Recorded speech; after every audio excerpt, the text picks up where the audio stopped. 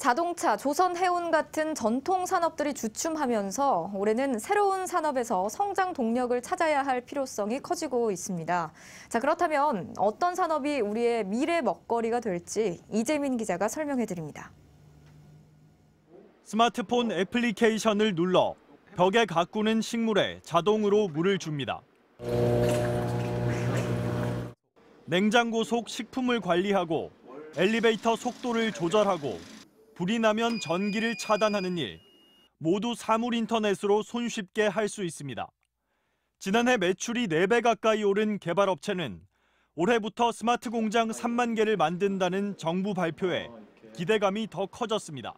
앞서 나가는 기업들만 먼저 선호했다고 보면 올해부터는 꼭 해야만 한다.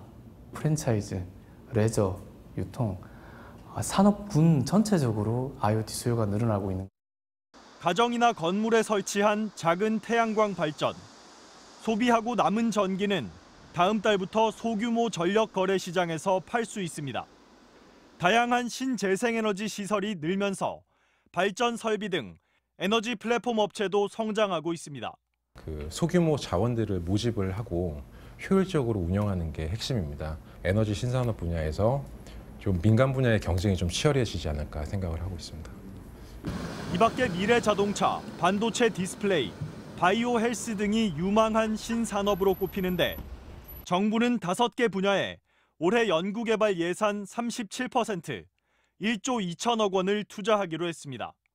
벤처 캐피탈들도 지난해 바이오와 정보통신기술 산업에만 전체 절반인 1조 4천억 원을 투자했습니다. 성패는 규제에 달려 있습니다.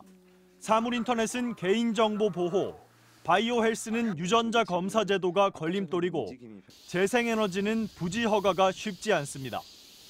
미래차는 수소 충전소 등 인프라를 갖출 수 있도록 제도가 달라져야 합니다. 정부는 규제 샌드박스, 즉 안전한 모래 놀이터처럼 창업자에게 기존 규제를 임시 면제해 새로운 산업을 유도할 방침입니다. 규제를 좀 확실하게 이렇게 좀 변화가 있게끔 걷어내는 것이 저희한테 주어진 그런 게 아닌가 싶고요.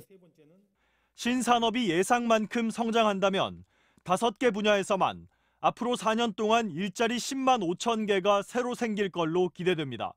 MBC 뉴스 이재민입니다.